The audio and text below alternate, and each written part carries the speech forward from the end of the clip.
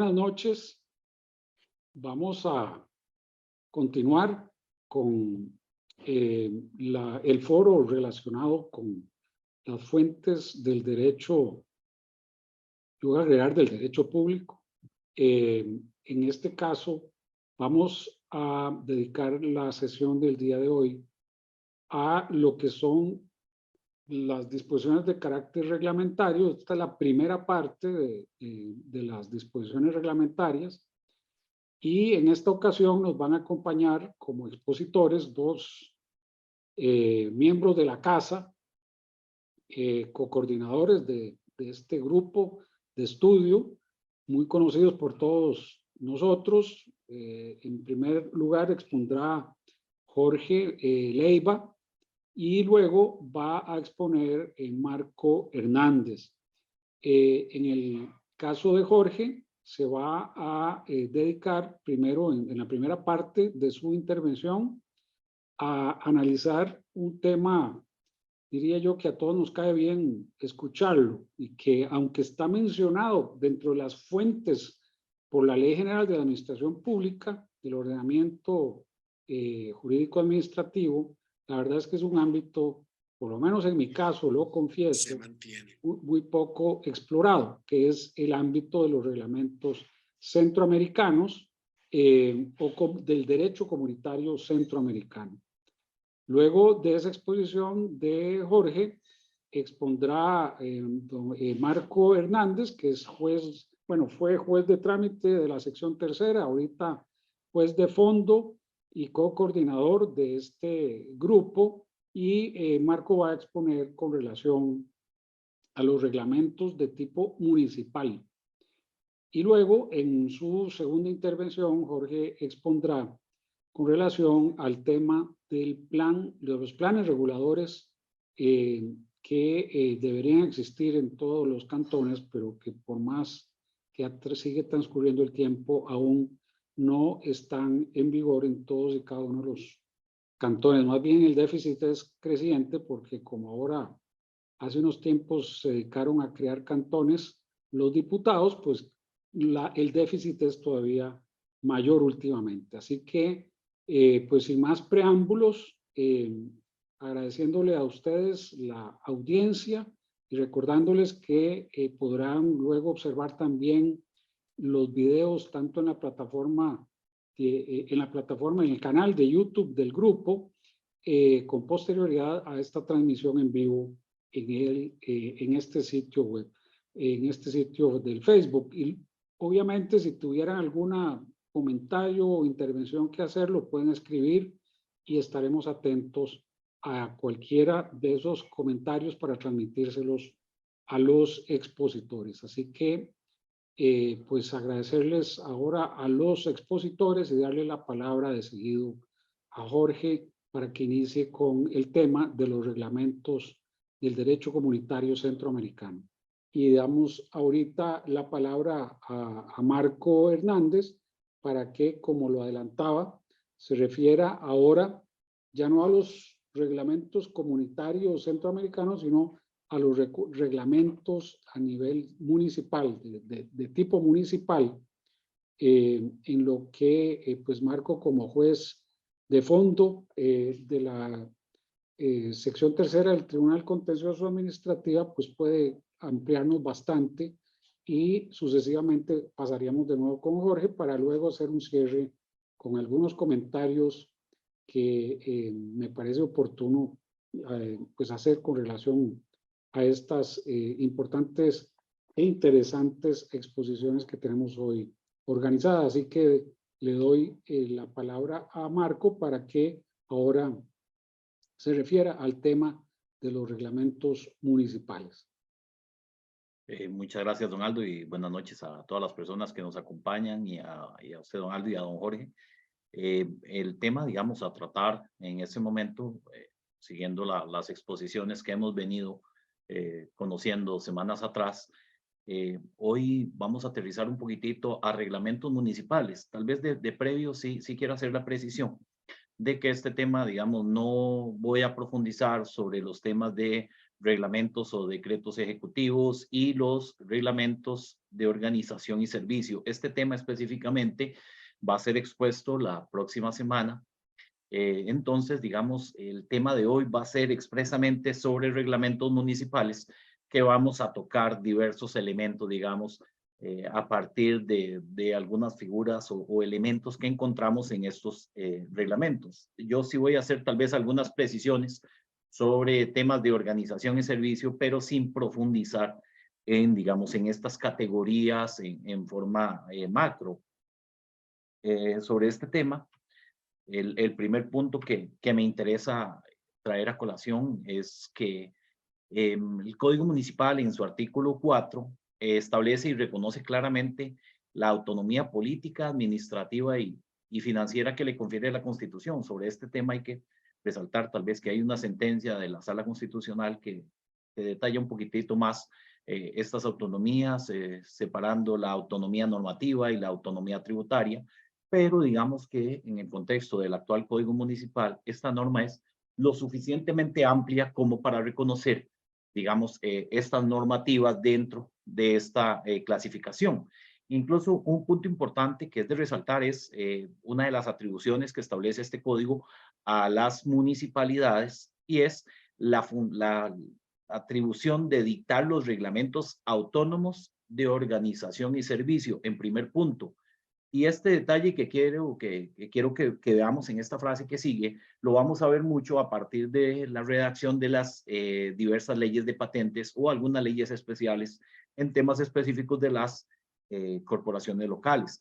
Y el segundo punto es, que quiero resaltar, dice, así como cualquier otra disposición que autorice el ordenamiento jurídico. Entonces, en primer punto vemos que la autoridad, la atribución reglamentaria está dada expresamente en el Código Municipal, tanto para reglamentos de organización y servicio, y establece una competencia para realizar o emitir cualquier otra disposición que autorice el ordenamiento jurídico. A partir de esto, ahora sí, tenemos que esa competencia es ampliamente reconocida a nivel municipal. Y el artículo 13 establece que es propiamente del Consejo Municipal la competencia de dictar los reglamentos de la corporación local y organizar también mediante esta figura la prestación de los servicios municipales. En este caso ya vemos que esa atribución específicamente le viene dada a partir de esta norma al Consejo Municipal. Ahora bien, un punto importante de resaltar, digamos, es que el Código Municipal establece una normativa específica para el procedimiento de elaboración, y no solo de elaboración, sino de elaboración, modificación, reforma o derogación de disposiciones reglamentarias. A partir de esto vamos a ver que el artículo 43 tiene una serie de etapas que vamos a poder identificar dos procesos distintos. Uno, cuando se trata de reglamentos internos, y otro cuando se trata de reglamentos externos. A partir de esto, digamos, para efectos de reglamentos internos, el artículo establece que para la elaboración o modificación de un reglamento, la iniciativa debe ser presentada o acogida por el alcalde o el consejo o alguno de los regidores para que sea conocida por el consejo municipal. Entonces, en este momento y con este artículo vemos que la primera fase se hace ver en forma genérica, y es que haya esa presentación de trámite por parte del alcalde o de algunos de los regidores.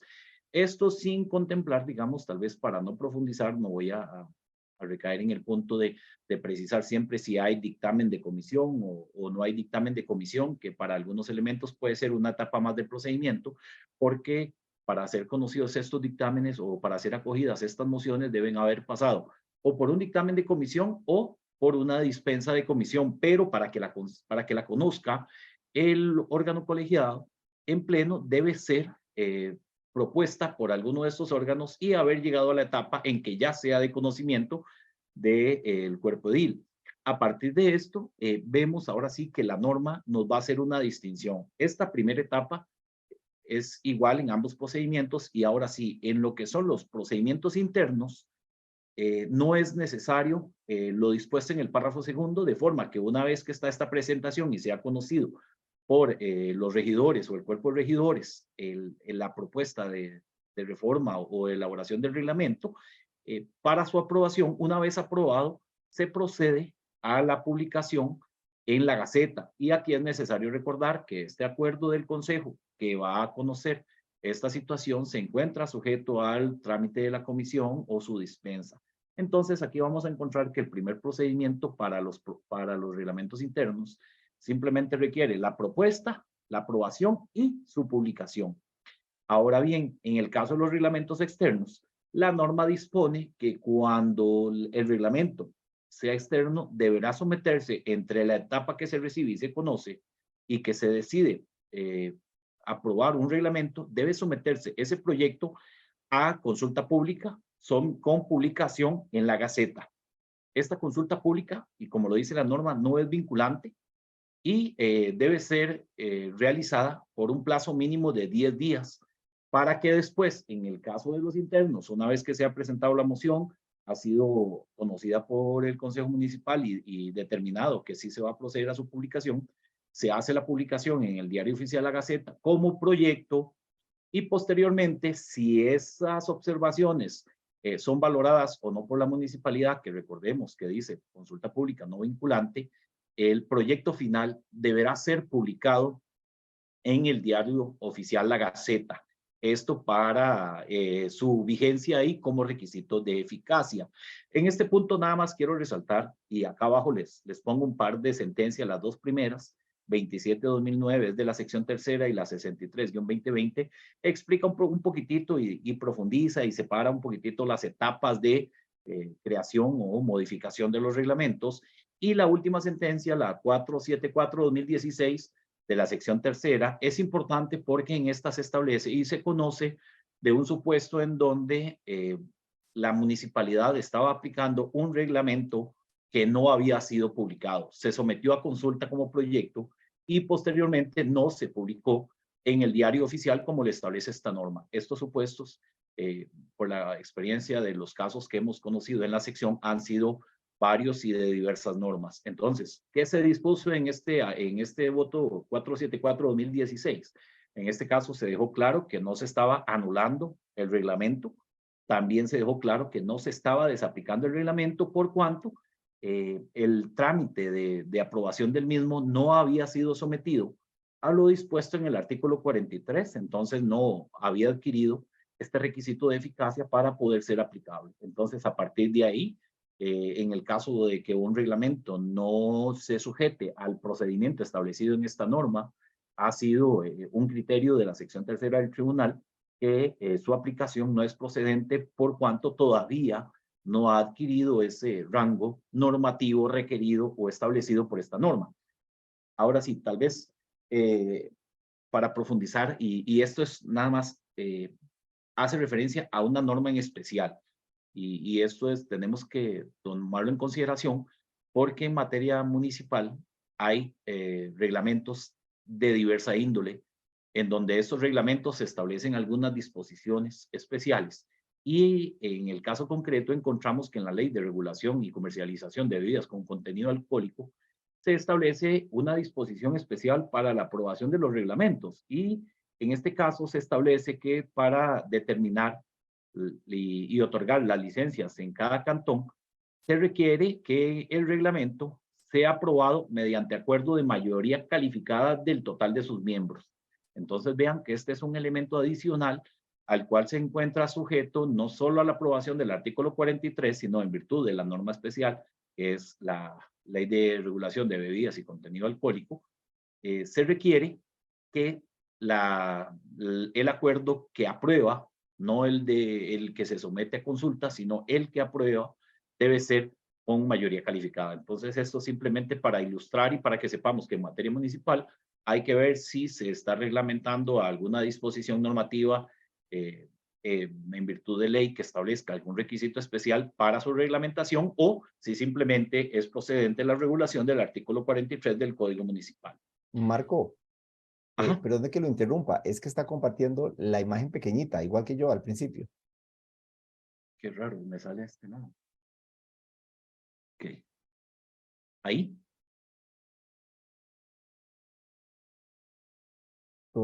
todavía la veo en pequeñita. Yo no sé si Aldo me corrige, pero la veo en pequeña.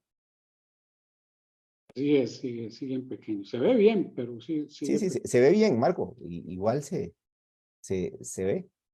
En ese momento, No, ya la quitó. sí, se me detuvo compartir. Voy a ponerlo a compartir otra vez.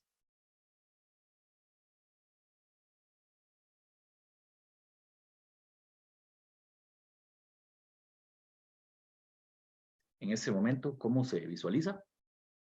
Ya ahora sí en grande. Ahora sí, muchas gracias, don Jorge. Bueno, en esta parte ahora sí, a partir de lo anterior y entendidos de esta análisis, digamos, para la elaboración de los reglamentos, entramos a algunos tipos de clasificaciones.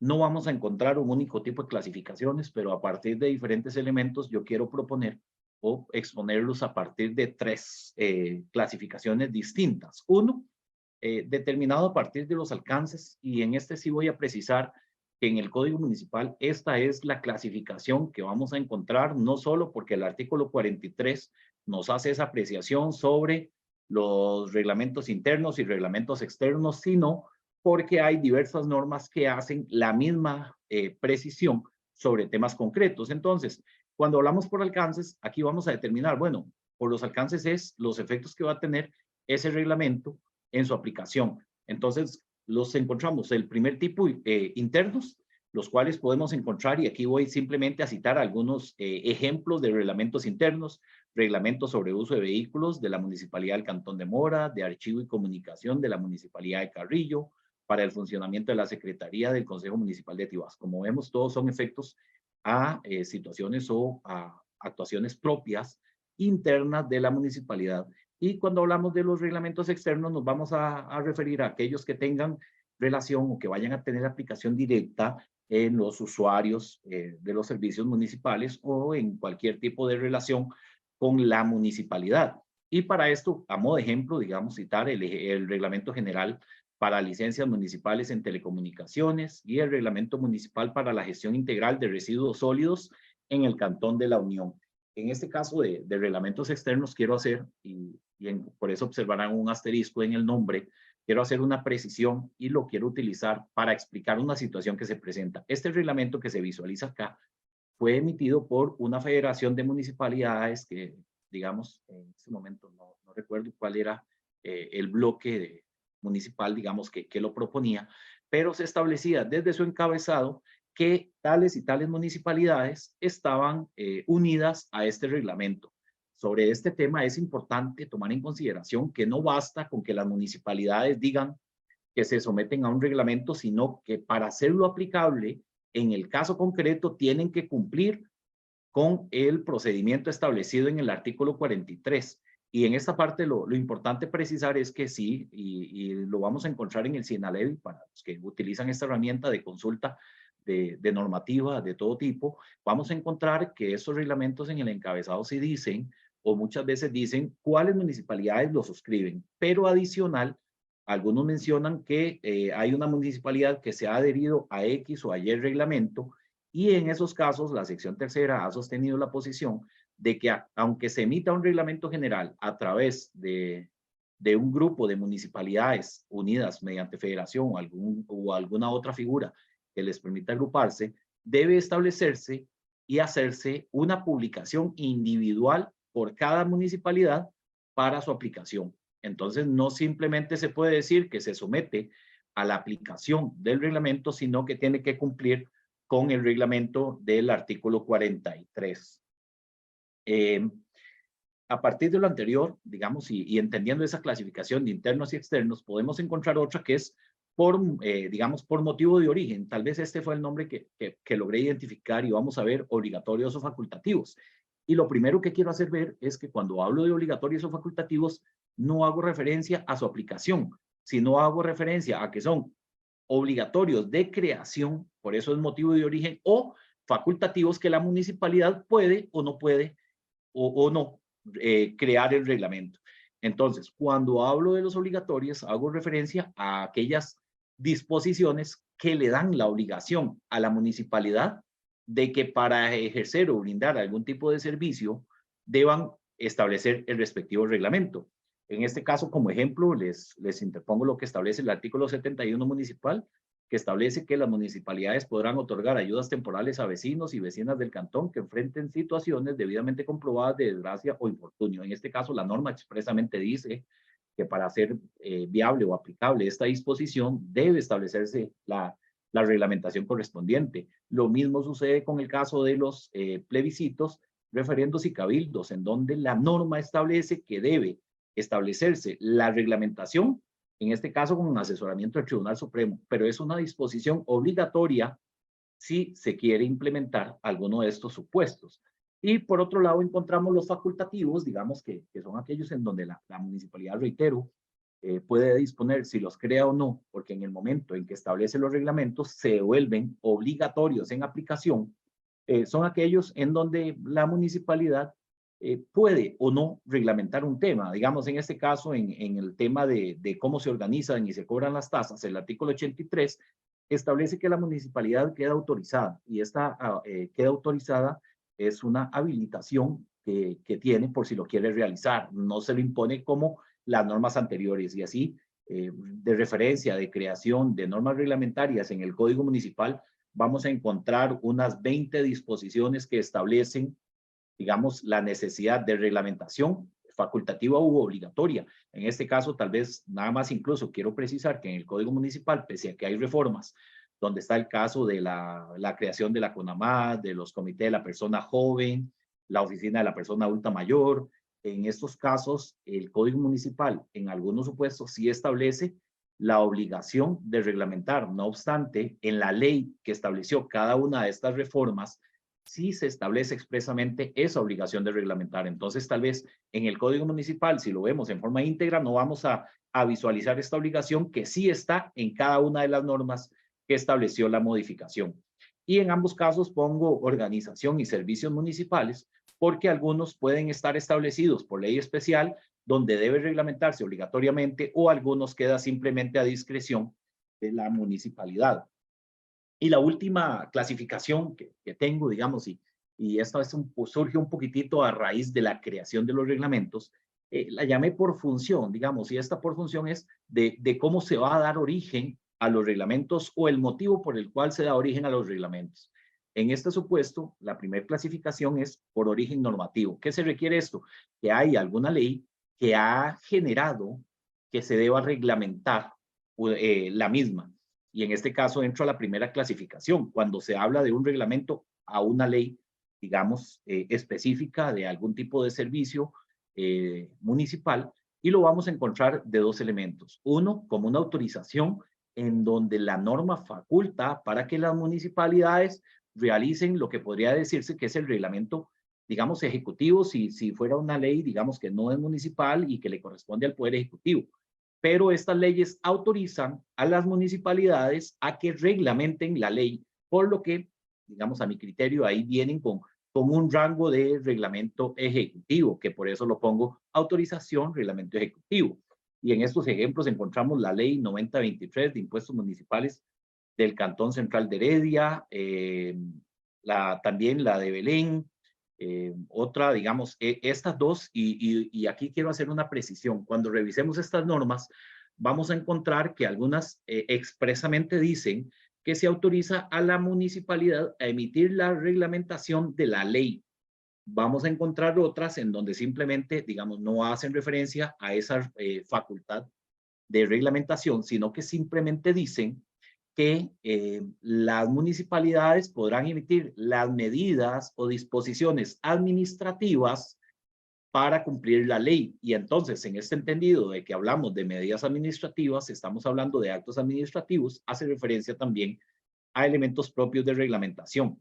Y un elemento que quiero hacer ver de que estos son, digamos, en los dos primeros ejemplos, digamos, por su exposición y la habilitación de la norma, es a la reglamentación total de la ley. Podemos encontrar algunos cuerpos legales normativos de rango de ley que establecen la regulación solo sobre temas específicos, como el poder reglamentar el buzón electrónico en la ley de patentes de San Rafael.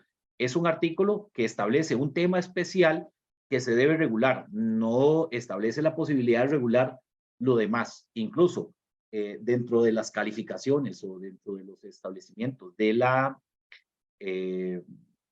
las leyes de patentes, existen leyes. En Costa Rica, digamos, hay 17 leyes de patentes que sí cuentan con reglamentos de las municipalidades. Me encontré una figura interesante que fue que hay 2 leyes de patentes en los cuales no se encuentra ninguna norma de habilitación en ningún sentido, ni de reglamentación, ni de habilitación para medidas administrativas, que tienen un reglamento municipal. En esos temas sería necesario valorar los alcances de esa norma, pese a que la norma estaría vigente, digamos, queda sujeto a que la persona pueda verificar o iniciar alguna gestión para determinar la validez o no de estos reglamentos. Entonces, aquí vamos a encontrar diversas habilitaciones y vamos a ver que a partir de estas disposiciones sobre leyes en específico, puede haber leyes que establezcan la posibilidad de reglamentar y las municipalidades reglamenten. Algunas establecen esa posibilidad, pero las municipalidades no reglamentan.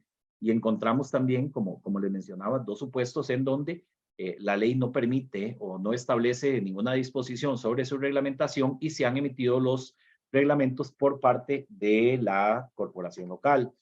Otro tema en cuanto a la clasificación normativa, hablando de leyes, ya no las que vienen a adquirir el rango de reglamento ejecutivo, encontramos algunos que son reglamentos complementarios de las leyes, ¿como cuáles? El reglamento municipal para la gestión integral de residuos sólidos en el Cantón de la Unión. Este es un ejemplo porque la ley de gestión integral de residuos sólidos tiene un decreto ejecutivo, que es el que reglamenta, digamos, a ese nivel esta ley de residuos sólidos, pero se deja también la habilitación de que en forma complementaria la misma sea reglamentada por la municipalidad. Otro ejemplo es la del Departamento de Policía de la Municipalidad del Cantón Central de San José. Y un tema particular es la Ley de Impuestos sobre Bienes Inmuebles, 7509, porque esta sí establece que el Poder Ejecutivo deberá reglamentar la ley y la municipalidad puede establecer los reglamentos complementarios en su artículo 39. Entonces vean que esta función complementaria viene, digamos, a acuerpar esa disposición legal establecida. Y otro ejemplo es para la instalación de casetas de seguridad y agujas que responde a lo establecido en la ley establecida al efecto. Como segunda clasificación, y ya no sujeta a leyes, encontramos algunos reglamentos independientes que simplemente me limito, digamos, a señalar, porque obedecen a temas diversos. Aquí traté de colocar algunos ejemplos en materia diversa, como en materia de licencias municipales en telecomunicaciones, y aquí digo independiente porque en este toma en cuenta la ley de telecomunicaciones, algunas el tema de licencias constructivas para este tipo de obras. Encontramos también el reglamento para el mantenimiento de lotes, bajantes y aceras de la Municipalidad de Cartago, regulación de publicidad exterior en Curridabat, regular el servicio de vías en Garavito y reglamento para autorización de fiestas, ferias, turnos, actividades bailables o similares de turrobares. Entonces, estos reglamentos independientes vienen a regular diversos temas sobre los cuales las corporaciones locales han determinado la imperiosa necesidad de establecer parámetros claros para los administrados. Otro tema, aparte del que ya hablamos, digamos, de esta clasificación de independientes a nivel de ejecutivo, vienen algunas disposiciones que se lograron determinar de que hay leyes especiales que establecen que las municipalidades podrán reglamentar un tema X, pero debe tomarse en cuenta la ley. Por este ejemplo, el artículo 13 dice que debe tomarse en cuenta la Ley General de Contratación y su reglamento. Entonces aquí ya vemos que la sujeción, o por lo menos ese establecimiento que deja esa, digamos, esa dudita por ahí de si esto es posible o no, pero la norma lo establece, de que cuando la municipalidad va a reglamentar, deba tomar en consideración lo que dice la ley y lo que dice el reglamento de esa ley.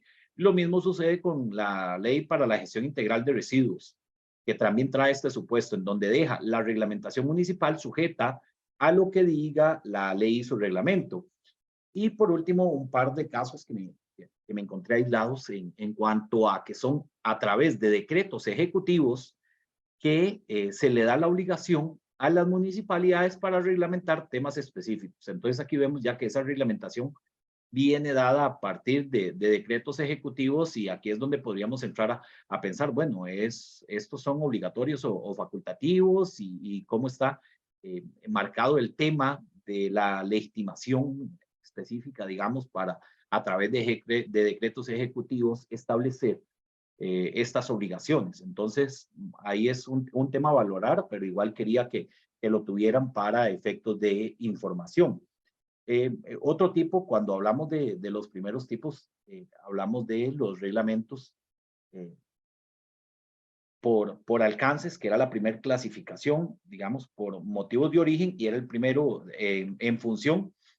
Encontramos estos, y los otros que encontramos en este tipo son de organización y servicio. En estos, simplemente para referenciar que estos por fuente de origen, que ya no son en virtud de una ley, son simplemente los que vienen dados a partir de la autonomía municipal, digamos como los reglamentos autónomos, que acá le pongo un ejemplo. Y el último tema o tipos de reglamentos dentro de esta clasificación que les brindo ahora son los planes reguladores, que son establecidos en forma genérica, digamos, por lo menos dice que los principales, el artículo 21 de la Ley de Planificación Urbana, que habla de 5 tipos de reglamentos, pero en este tema les adelanto, no voy a profundizar, porque tal vez es un tema que va a tocar don Jorge en la siguiente exposición, pero por lo menos que quede en esta clasificación. Y a partir de aquí, solamente les digo, en esta filmina tengo el error de que por fuente de origen en esta sería el número 3, porque responde a la de leyes, organización y servicio y planes reguladores. Y por último, nada más quería ofrecerles, digamos, en cuanto a reglamentos municipales, vamos a encontrar reglamentos digamos, de diferente jerarquía. En primer término, los planes reguladores, que es el tema que profundizará don Jorge a continuación. Recordemos que según la Sala Constitucional tienen el rango de ley material. Entonces los encontramos a ese nivel. Un poquito por debajo de estos encontramos aquellos reglamentos que contienen reglas para la aplicación de las leyes en donde ha existido alguna autorización legal expresa de reglamentación municipal y que adquieren un rango de reglamento ejecutivo. Y por último, los reglamentos municipales. A partir de esto, digamos, esta sería como la jerarquía de los diferentes tipos de reglamentos municipales dentro de este ordenamiento jurídico administrativo. De mi parte, eso sería todo, y muchas gracias. En este momento voy a dejar de compartir para dar la participación o nuevamente la palabra a don Jorge, a don Alto.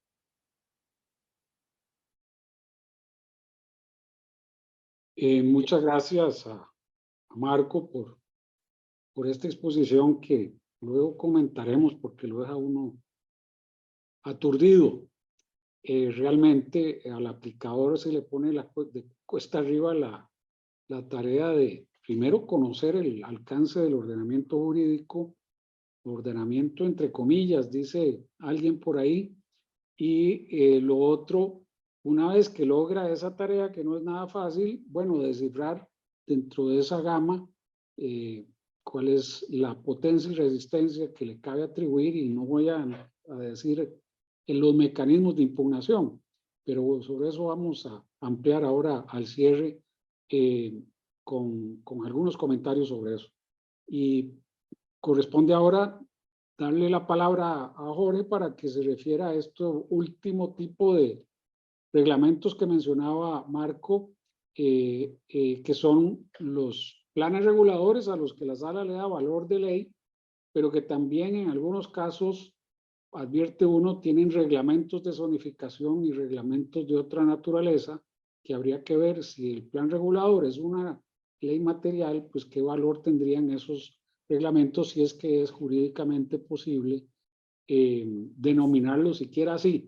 Pero bueno, eso será tarea de Jorge, y le cedo la palabra para al cierre de esta exposición volver y conversar entre los tres sobre algunos de los temas que se han ido exponiendo. Bien, gracias. Vamos a retomar esto.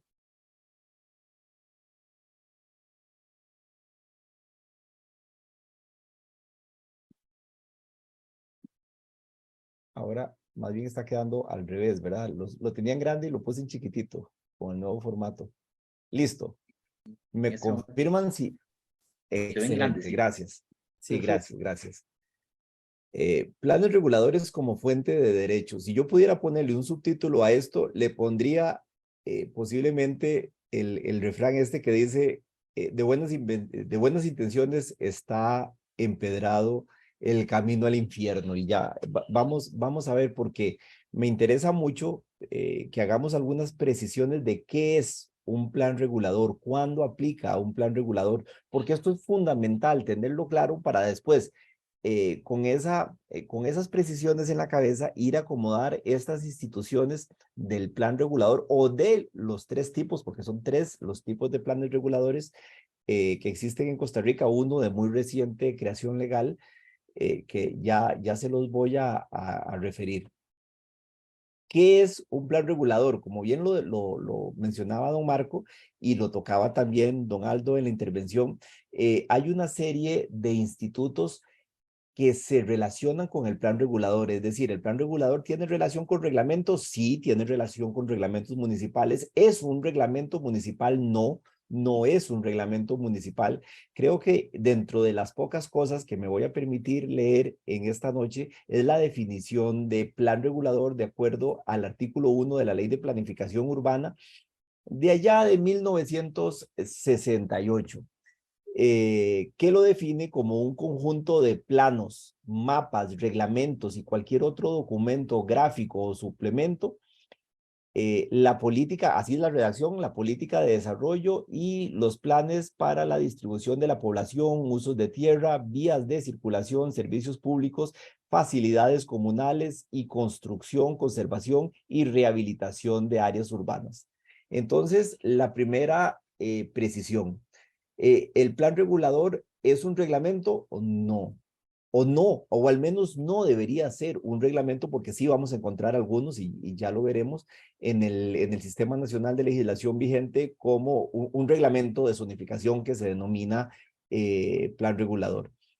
¿Quién emite los planes reguladores? Bien, pues los planes reguladores están a cargo de las municipalidades.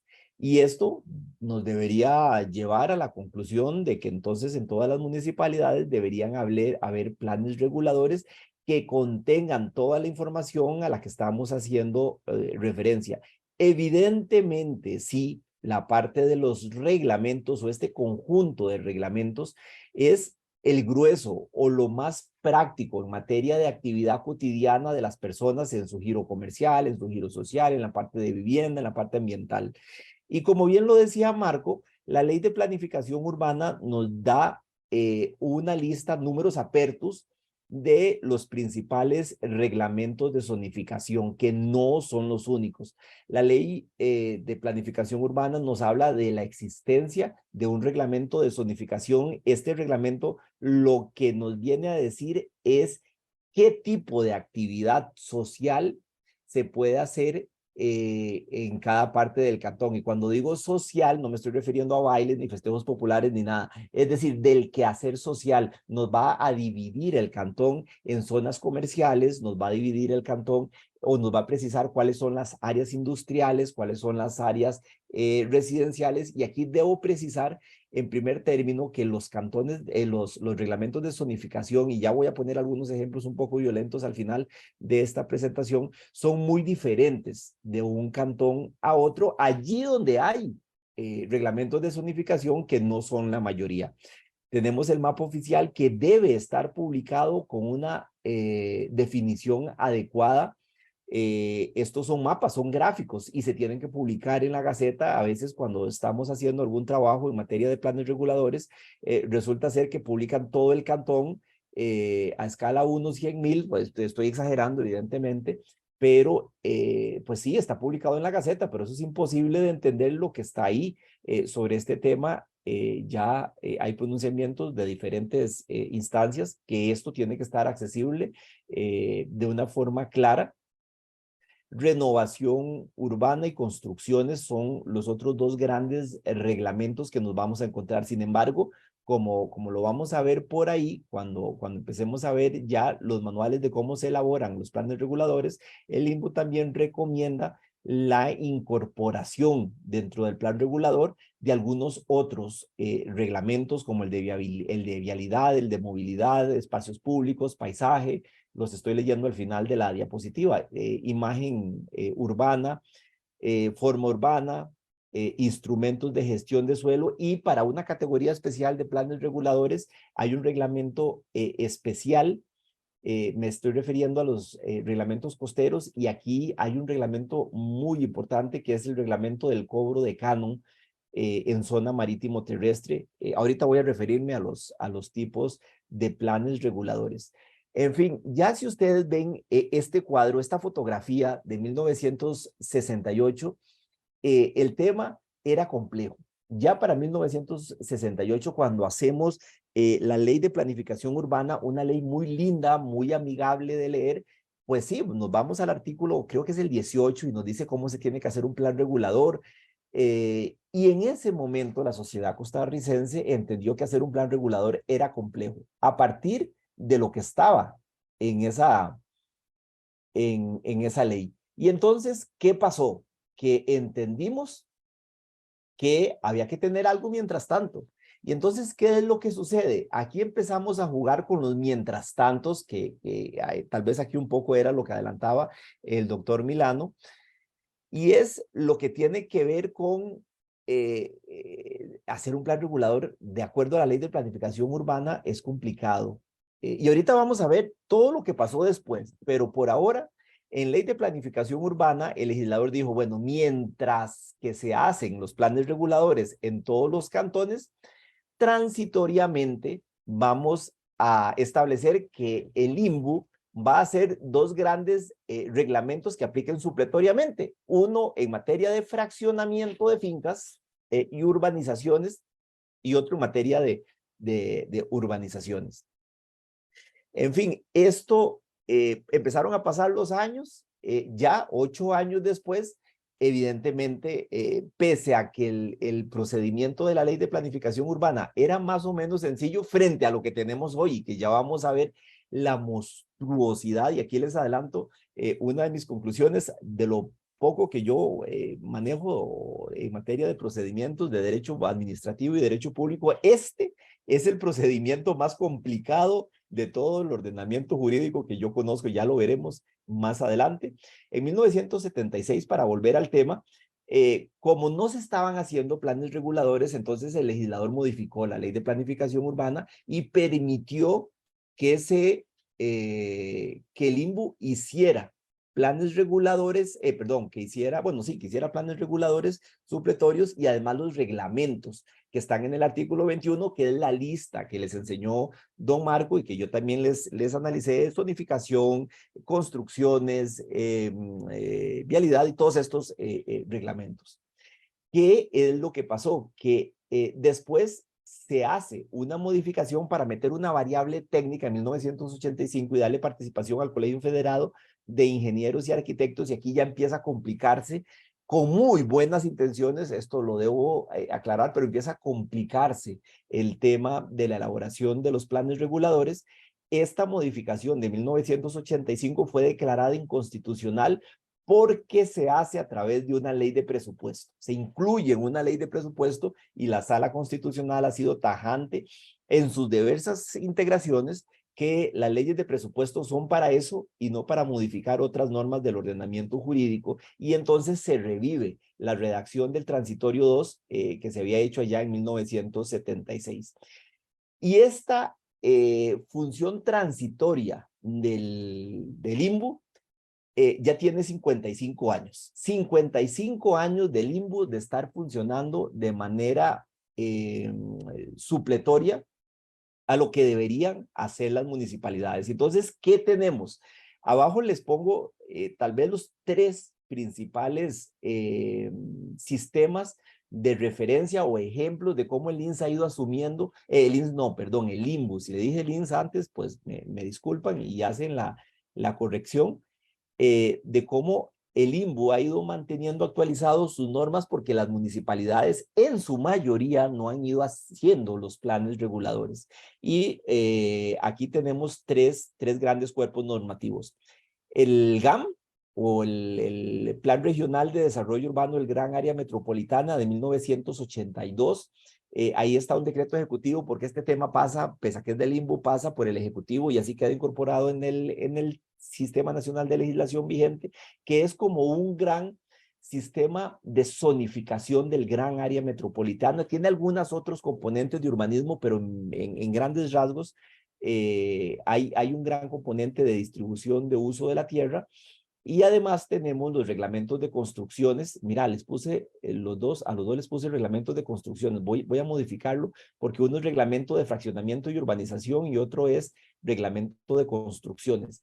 ¿Qué aplican? Y esto es muy importante. ¿Qué aplican en aquellos cantones en donde no haya planes reguladores en este momento?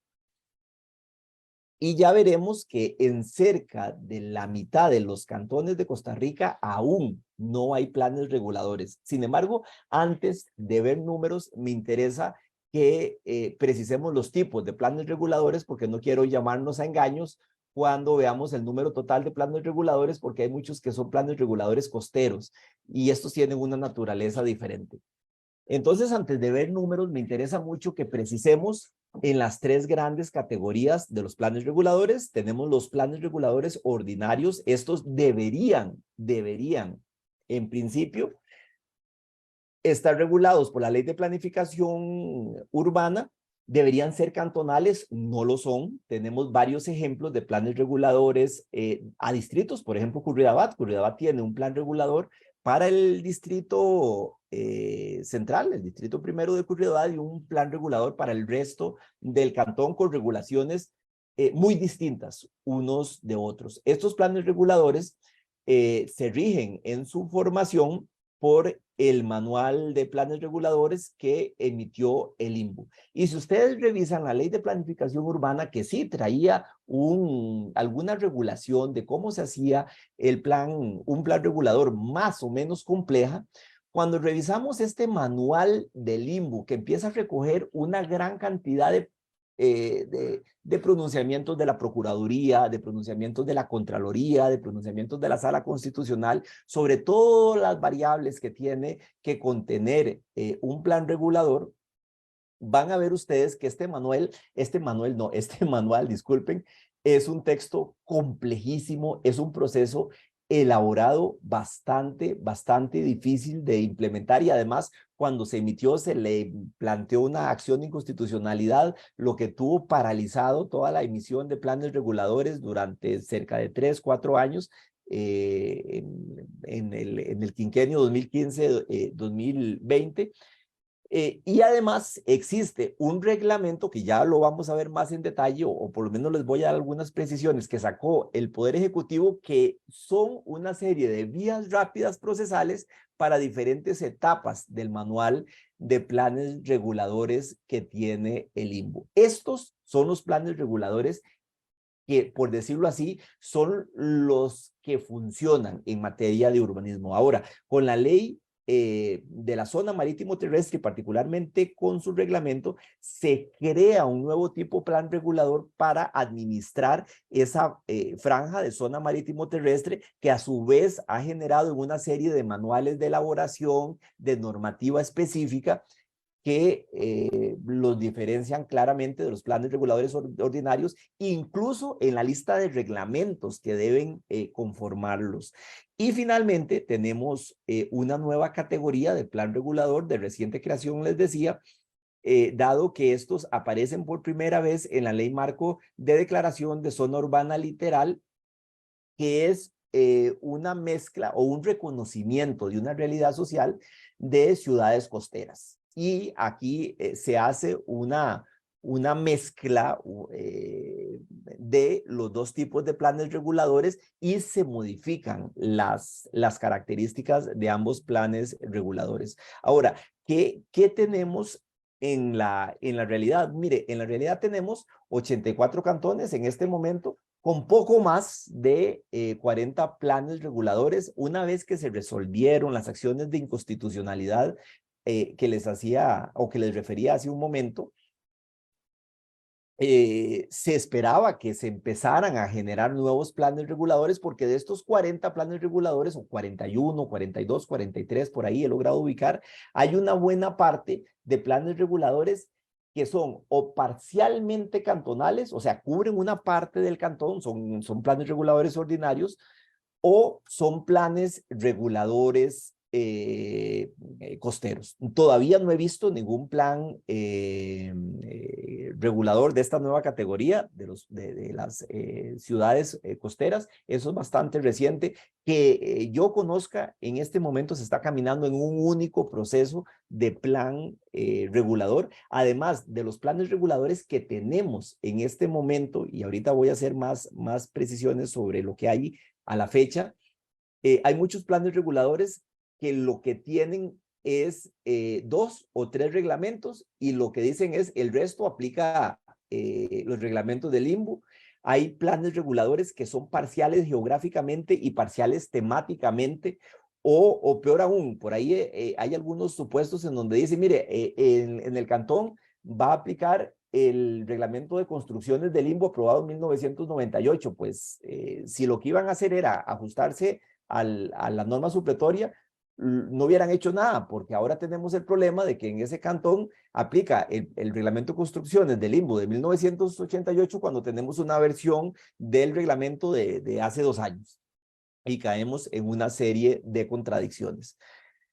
Les decía, un procedimiento que con muy buenas intenciones está lleno de una serie de condicionantes ambientales, sociales, hídricas, económicas, políticas, que hacen prácticamente una carrera de obstáculos la emisión de un plan regulador. Entiendo que cada una de esas variables son muy importantes, pero se vuelve un mundo en sí mismo cumplir estos requisitos, y pasan los años. De ahí que a la luz de los diferentes reglamentos que ha ido sacando el limbo, en donde se unifican todos los requisitos que se tienen que cumplir para emitir un plan regulador, el Poder Ejecutivo emitió el reglamento de transición para la revisión y aprobación de planes reguladores. Y este reglamento lo que tiene es una serie de vías rápidas que se llaman planes de agilización o herramientas de agilización. Y entonces, este reglamento, pues uno se va a verlo, y de repente lo que nos va diciendo, mire, hay un capítulo en el manual del limbo que nos dice qué es lo que tenemos que hacer con la parte de patrimonio nacional del Estado, que es bastante complejo. Aquí hay estas vías rápidas para que esto se pueda cumplir temporalmente. De hecho, este reglamento pierde vigencia este año, posiblemente lo prorroguen, porque eso es lo que se ha estado haciendo.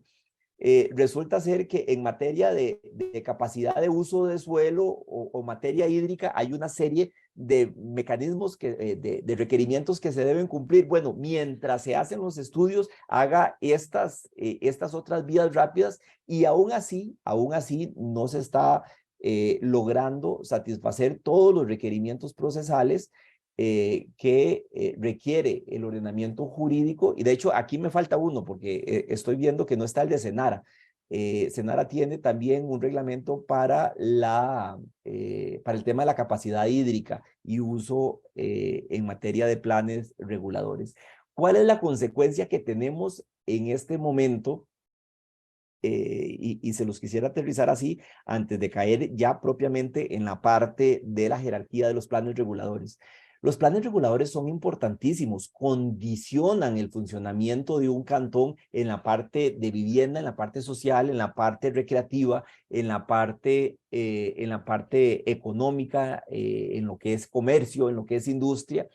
Y sí, hay muy buenas intenciones de todo lo que los diferentes órganos de control han entendido que es necesario que se incluya en los planes reguladores, sin modificar el texto expreso de la Ley de Planificación Urbana, pero lo cierto es que simple y sencillamente se está volviendo imposible actualizar los planes reguladores existentes, y esto genera una parálisis social y económica en muchos cantones, en lo que hace a la capacidad de regularizar la situación jurídica de los cantones, porque en muchos lugares, en los pocos donde hay planes reguladores, son muchas las situaciones en la realidad que se vive hoy, que no se ajusta a la zonificación, por ejemplo, de cuando se hizo el plan regulador hace 20 años o hace 30 años.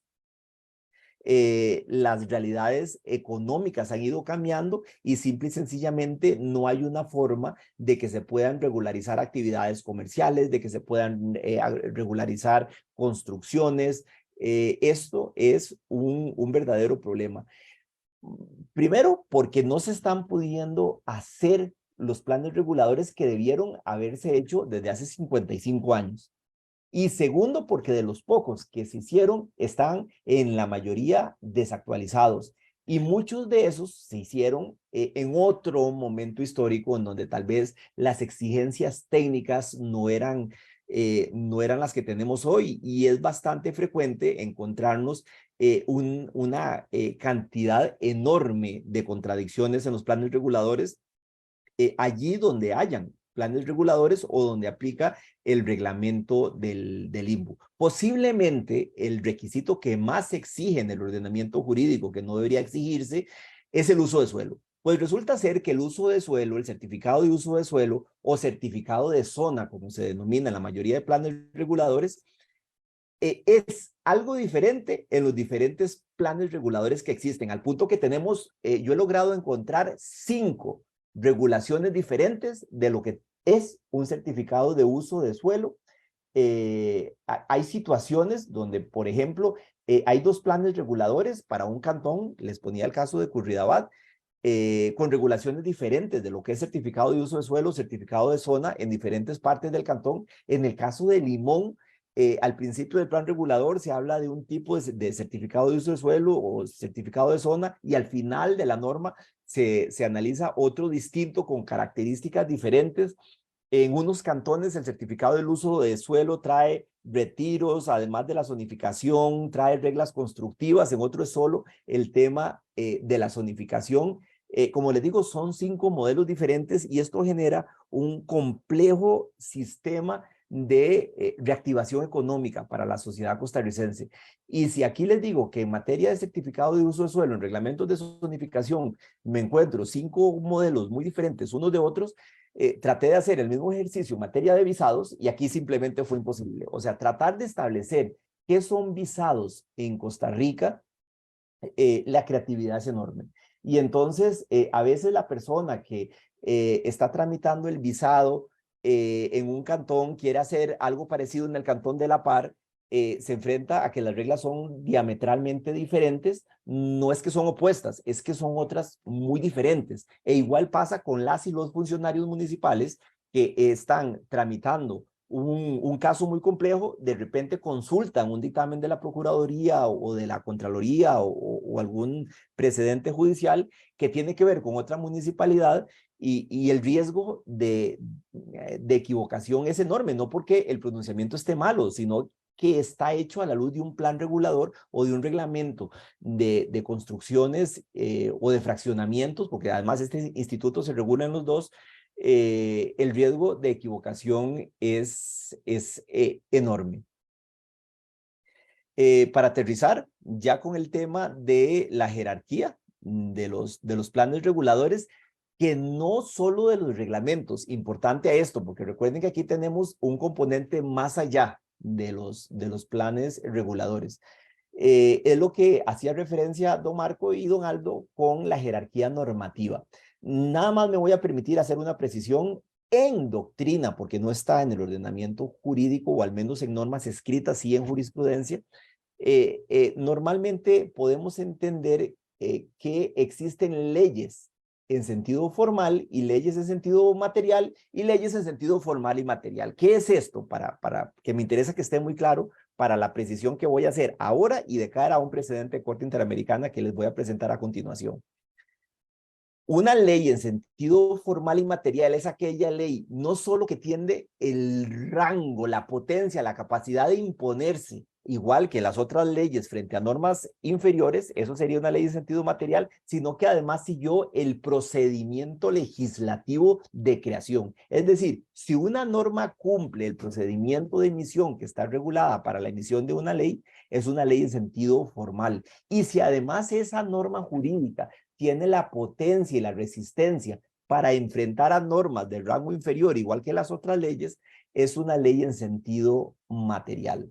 Obviamente la mayoría, o si no es que todas, quitando ahí el tema de los decretos leyes, que es un tema histórico que por ahí todavía las tenemos, la Ley General de la Administración Pública, la Ley de Contratación Administrativa, es más, el Código de Familia, el Código Civil, son leyes en sentido formal y material. En sentido formal porque transitaron el procedimiento legislativo y tienen la potencia de ley frente a otras normas. Ahora bien, la Sala Constitucional ha establecido también en una línea jurisprudencial conteste el tema de que los planes reguladores no son leyes en sentido formal, porque no son normas jurídicas que cumplen con el procedimiento en la Asamblea Legislativa, pero sí son leyes en sentido material porque tienen la potencia y la resistencia de oponerse a otras normas jurídicas. Y aquí yo les pongo uno de los antecedentes. Vi que en la presentación Marco les puso otro antecedente, este es del 2010, Marco les puso otro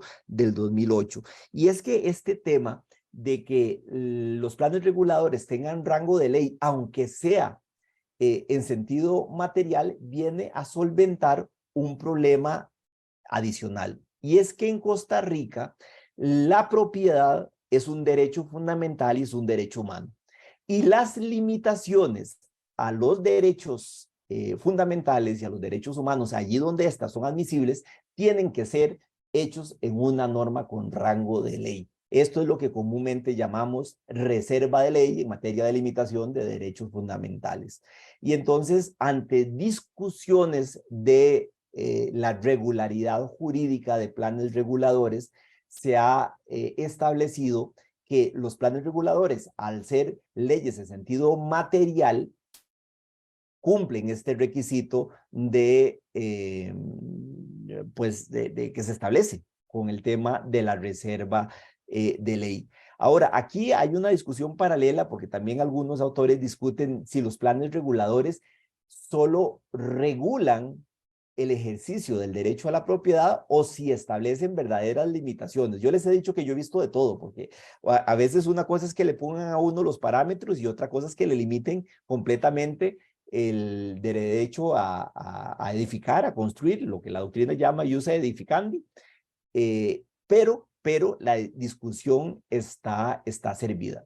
Ahora, esta posibilidad de limitar derechos, si es que estamos ante un plan regulador que no establece regulaciones, sino que establece limitaciones a un derecho fundamental y a un derecho humano como es el de la propiedad, está chocando de frente con una línea conteste que ha seguido la Corte Interamericana en diferentes países en materia de reserva de ley, que esto sí lo vamos a encontrar para el tema de derechos humanos en la Convención Americana de Derechos Humanos. Y que además de decírselo a otros países, se lo dijo a Costa Rica en un caso que no tenía que ver nada con urbanismo, pues lo aclaro, o sea, yo esto lo tengo claro, pero donde se discutió el tema de si se podían establecer restricciones en leyes en sentido formal o leyes en sentido material. Y la Corte Interamericana le aplicó a Costa Rica, en el caso de fecundación in vitro, la misma receta que le ha estado aplicando a todo mundo. Y es que la Corte ha sostenido que las limitaciones a derechos humanos, que para los efectos de la Corte son los que le interesan a ellos, requieren una limitación a través de un proceso de legitimación democrático en los parlamentos. Esto la ha llevado a exigir que las limitaciones de esta naturaleza deben hacerse por reserva de ley, sí, en ley en sentido formal y en sentido material. En esta dirección me permito leer el parrafito porque es el que está ahí, es chiquitito. La Corte Interamericana le dijo a Costa Rica al respecto, este tribunal ha establecido en su jurisprudencia, y esto es lo que yo les decía hace un momento, hago un paréntesis, que ya se lo ha dicho a otros países, que un derecho puede ser restringido por los estados siempre que las injerencias no sean abusivas o arbitrarias. Por ello, deben estar previstas en ley en sentido formal y material. Perseguir un fin legítimo, digamos que ya ahí siguen los otros 3 requisitos que establece la Corte Interamericana, perseguir un fin legítimo y cumplir con los requerimientos de idoneidad, necesidad y proporcionalidad. Pero vean ustedes que la Corte no solo ha requerido que sea una ley en sentido material, para lo que nos interesa, las limitaciones a la propiedad, allí donde las haya, porque tampoco quiero dejar aquí en el aire la idea de que los planes reguladores son limitaciones per se al derecho a la propiedad. Habrá que ver las redacciones que tienen las diferentes normas, que como les digo, hay de todo, y hay planes reguladores muy antiguos, hechos antes incluso de todos los desarrollos en materia de protección a la propiedad que ha hecho la sala constitucional. De ahí que les digo, ¿cuál es la jerarquía de los planes reguladores en el ordenamiento jurídico? Bueno, de acuerdo a la sala constitucional, son normas con rango de ley. ¿Son los planes reguladores reglamentos municipales? No, no son reglamentos municipales. Están compuestos por reglamentos municipales, pero además están integrados por otras normas, y de ahí la precisión que hacía don Marco, que en materia de reglamentos municipales tenemos 3 categorías de reglamentos en el ordenamiento o en esta escala de fuentes. Los que conforman los planes reguladores, que tienen rango de ley de acuerdo a lo precisado por la sala constitucional. Y aquí me devuelvo un poquito con lo que decía don Marco y nada más lo reitero para terminar la idea. Los que por disposición expresa del ordenamiento jurídico regulan o desarrollan leyes como si fueran reglamentos que sean decretos ejecutivos, y aquellos reglamentos que además están subordinados a la ley y a los decretos ejecutivos.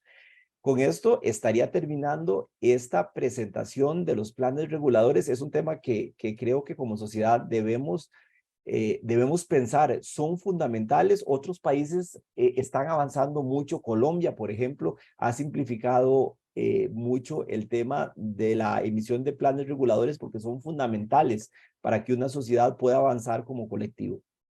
De mi parte, aquí estaría cerrando esta segunda intervención y quedo pendiente de escucharlos a los compañeros, o si las personas que nos acompañan a bien tienen algún comentario.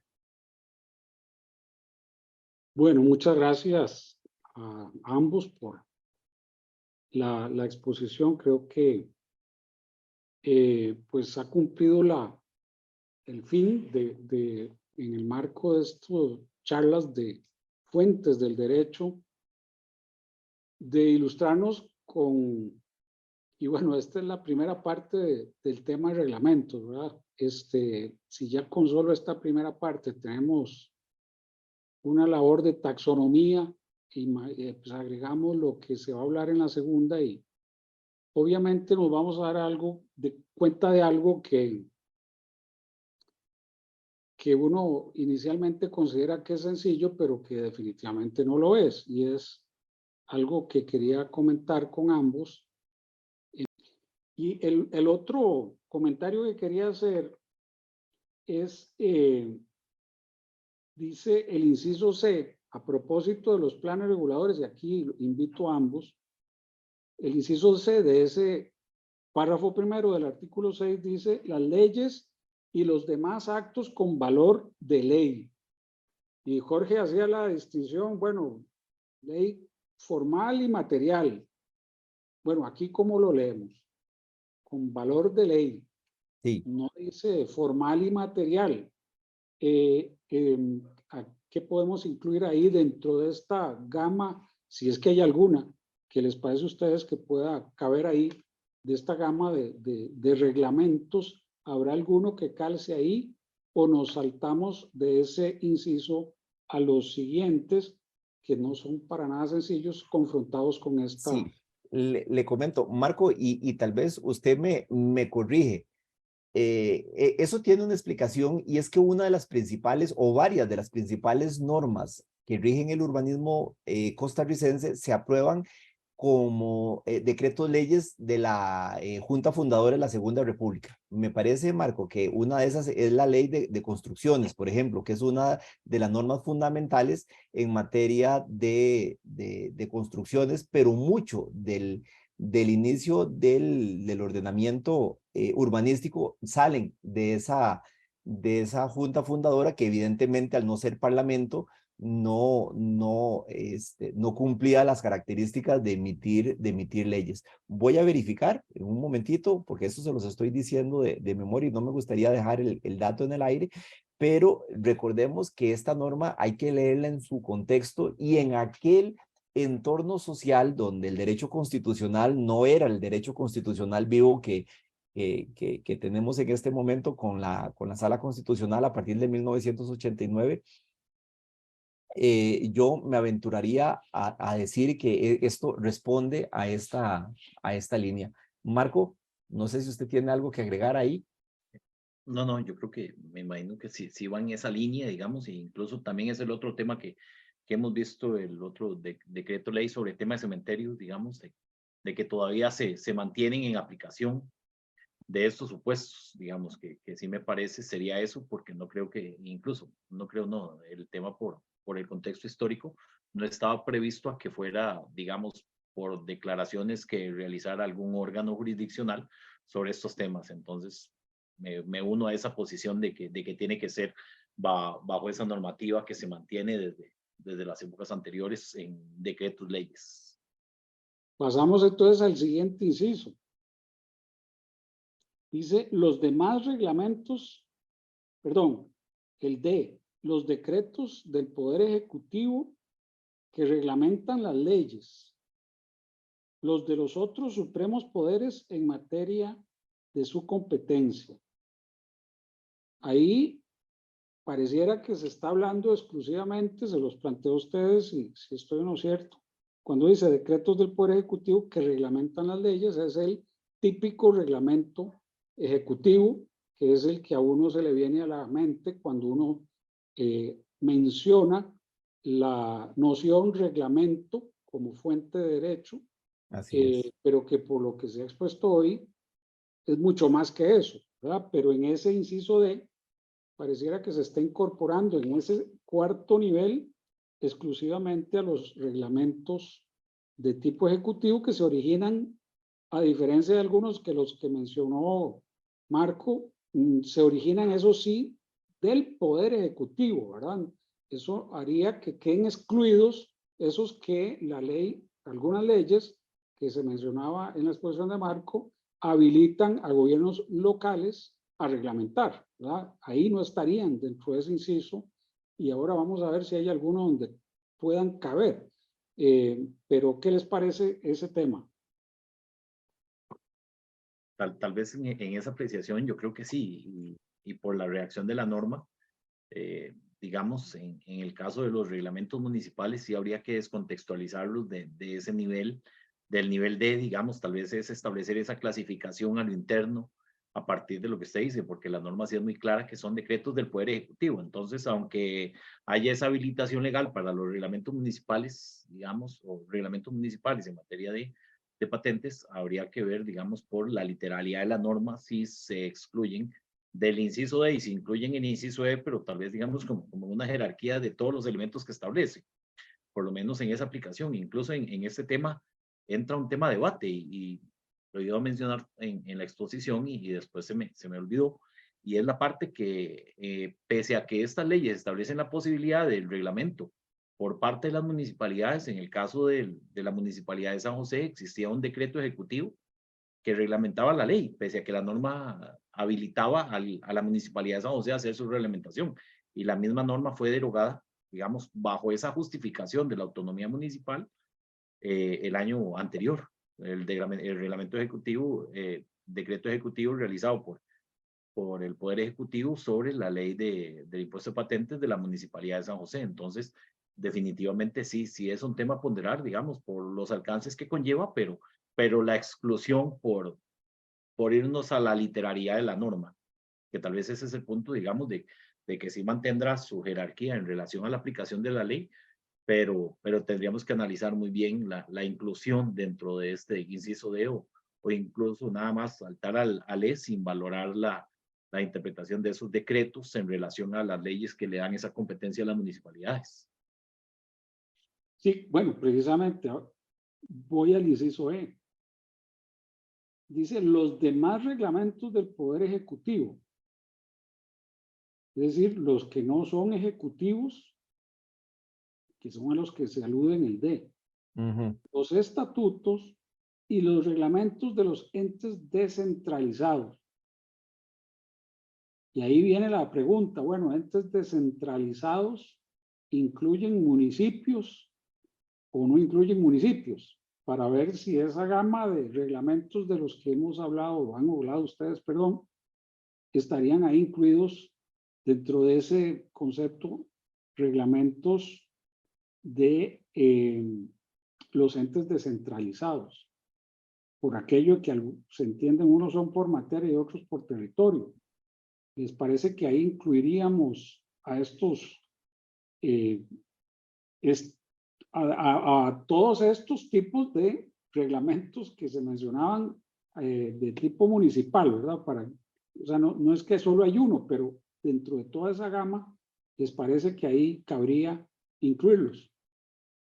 Dentro de mi conceptualización, digamos, yo diría que sí, porque está haciendo referencia, digamos, analizando las anteriores disposiciones de la norma, este sería el inciso en que nos permite encuadrar cualquier tipo de reglamento, digamos, no solo la clasificación que brindamos ahora, sino simplemente incluirlos dentro de este contexto, digamos, para contenerlos dentro de la norma, que este es el primer elemento que yo veo, digamos, y a partir de esa autonomía que les concede esa descentralización, digamos, por territorio. Entonces, digamos, en mi caso sí considero que deben ser incluidos y analizados dentro de este inciso, a pesar de las particularidades de los reglamentos que, como vimos, tienen los planes reguladores y los alcances que puedan tener los reglamentos que regulan o que reglamentan las leyes por disposición expresa en materia municipal, digamos, sí sería, me parece que necesario encuadrarlos dentro de este inciso. Lo que haría que para el intérprete hay que tener claro que cuando se habla de reglamentos de los entes descentralizados, si nos referimos a los descentralizados por territorio, no es un tipo, ¿verdad? Sino que, como se expuso, hay toda una biodiversidad en ese campo, Sí. Algunos habilitados por ley, otros no habilitados por ley, que en su, digamos, en la época en que se adoptan también difieren, pero creo que hay que tener presente que ahí hay que desmenuzar esa clasificación que se hace en ese inciso, no solo porque también están los de los entes descentralizados por materia, sino que dentro de los que son descentralizados por territorio, como quedó claro en la exposición, hay varios tipos, o sea, no es un solo tipo de reglamento. Sí, sí, Aldo, tal vez ahí me gustaría agregar que una de las cosas que hay que desmontar de la idea, sobre todo de la gente que está empezando en estos temas de derecho, es aquella idea del dibujito de un triángulo y que le ponen el nombre equivocado de pirámide de Kelsen y le dicen a la gente, mire, constitución, tratados, leyes y reglamentos. No, a ver, si usted va a ser un abogado o abogada litigante o abogado asesor de alguna entidad pública, vamos despacito, como usted dice, porque ahí hay biodiversidad que hay que ir viendo, de verdad, y no, los renglones no son así de claros, ni los nombres tampoco. Definitivamente, y por eso lo subrayo para que se tome nota, porque el intérprete, el aplicador, a veces lee, como les decía, cuando se habla de reglamento, uno dice el reglamento ejecutivo, y a lo sumo de organización, Sí. pero no, el asunto es bastante más complejo.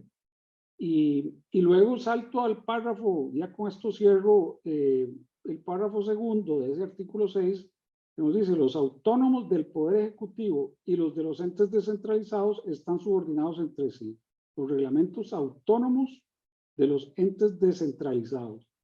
Ahí surge otra consideración. Sí, claro. Otra gran discusión de qué quiso don Eduardo decir ahí, si era un tema de respeto de competencias de cada uno en su charco y si se tenían que someter a algo en algún momento. Hablamos con María Lourdes de ese tema también, que es un tema bien complejo porque además, lamentablemente, de este inciso que pareciera que tiene mucha carnita, don Eduardo dejó muy poco para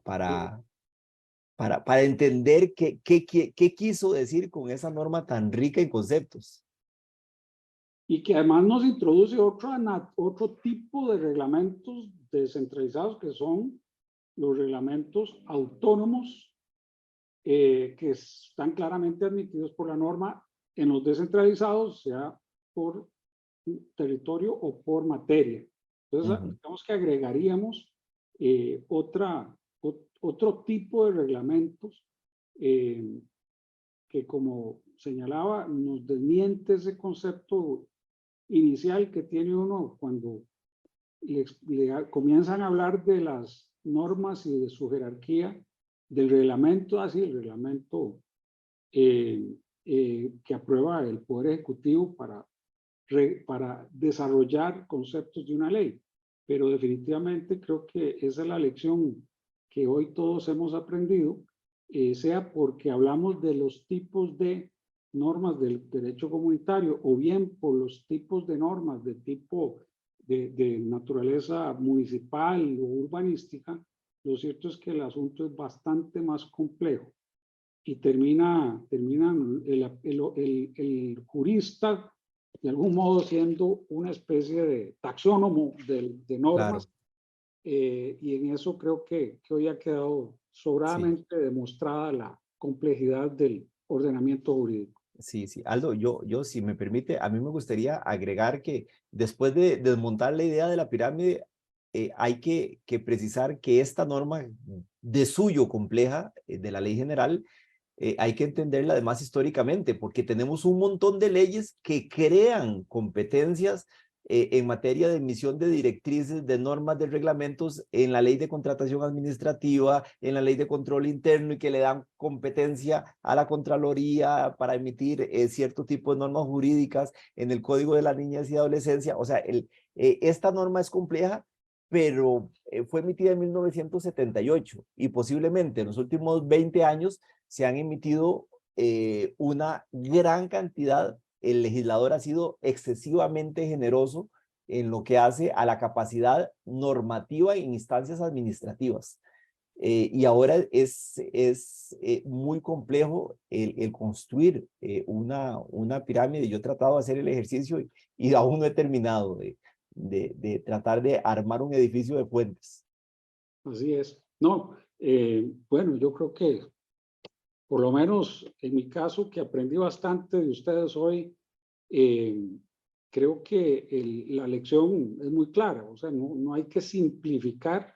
Sería muy útil para el aplicador que fuera sencillo como uno prejuiciadamente lo cree, pero definitivamente si nos remitimos al concepto del reglamento, vemos que es claro que no hay tal simpleza, ¿verdad? Que no hay tal ordenamiento, como decía Santi Romano, sino que hay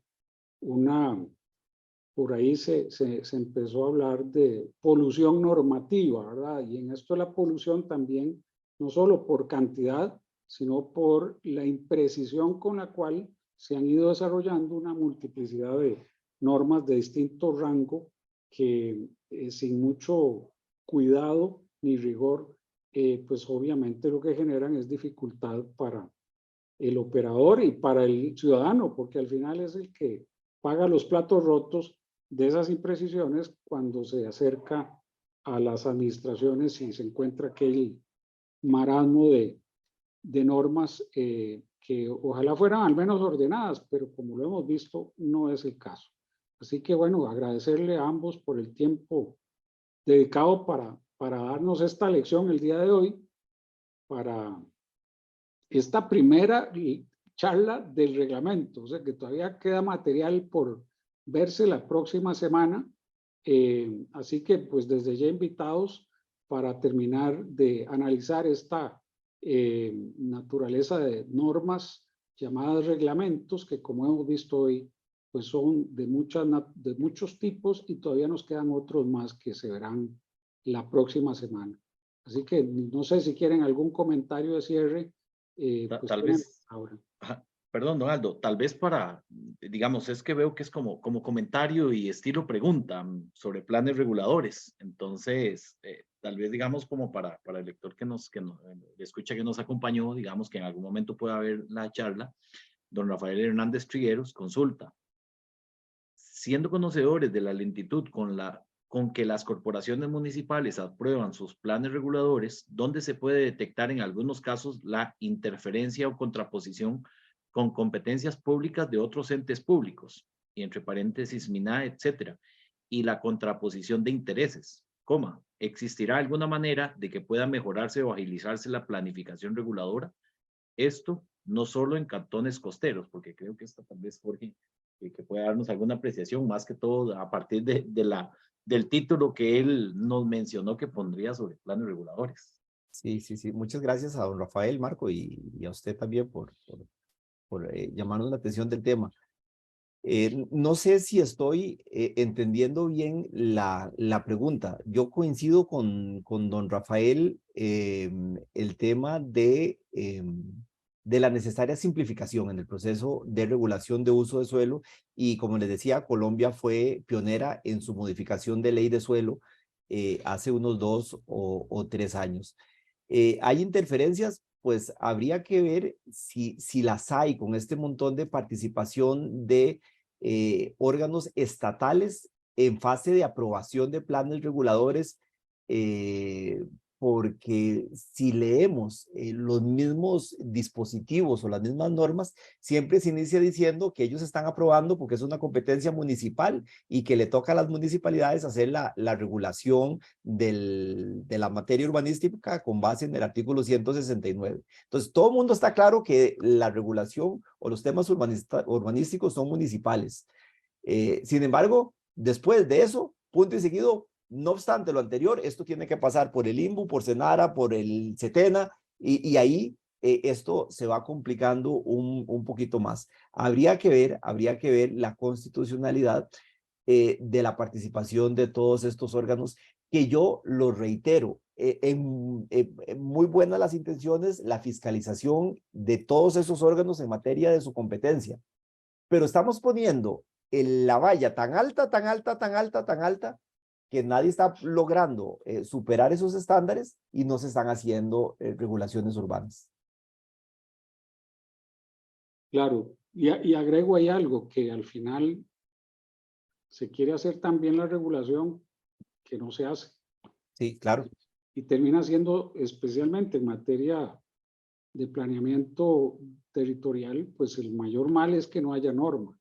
Eso es lo peor que puede suceder. Pensando en cómo podría eso resolverse, que es lo que se plantea en el comentario, y me atrevo a meter la cuchara acá, yo había pensado siempre en que esto debería ser más o menos como cuando se pide el permiso de construcción, ¿verdad? Que hay una ventanilla única donde cada una de las entidades que deben intervenir participen de modo al unísono y no que sea vaya aquí, vaya allá. Y bueno, al final, pues que se simplifique de ese modo ese trámite que solo en SETENA son años, ¿verdad? Pasa por el INVU, pasa por SETENA, pasa, además el procedimiento que se mencionó, que hay de aprobación, es tremendo. Y piensa uno que al final es casi que como una reforma constitucional de lo complejo que termina siendo y la trampa que eso significa para... Y la explicación de que pues más de la mitad no tengan planes reguladores, obviamente pues esa es la consecuencia de esta complejidad de procedimiento. Listo, creo que hemos terminado por hoy. Agradecerle a nuestra audiencia que haya participado en vivo, a la que va a participar en diferido. Este video va a seguir estando disponible en nuestros canales para que sea consultado, diría yo, como una contribución de consulta obligatoria para quienes quieren adentrarse en lo que es las fuentes del derecho, específicamente el derecho público administrativo costarricense en lo que al reglamento se refiere. Y de nuevo, la próxima semana continuaremos con el tema de otro tipo de reglamentos que forman parte de este bloque de legalidad. Así que muchas gracias a todos por su participación, a los expositores por el tiempo que se toman para participar hoy y para preparar lo bien que prepararon sus exposiciones. Muchas gracias y buenas noches. Buenas noches.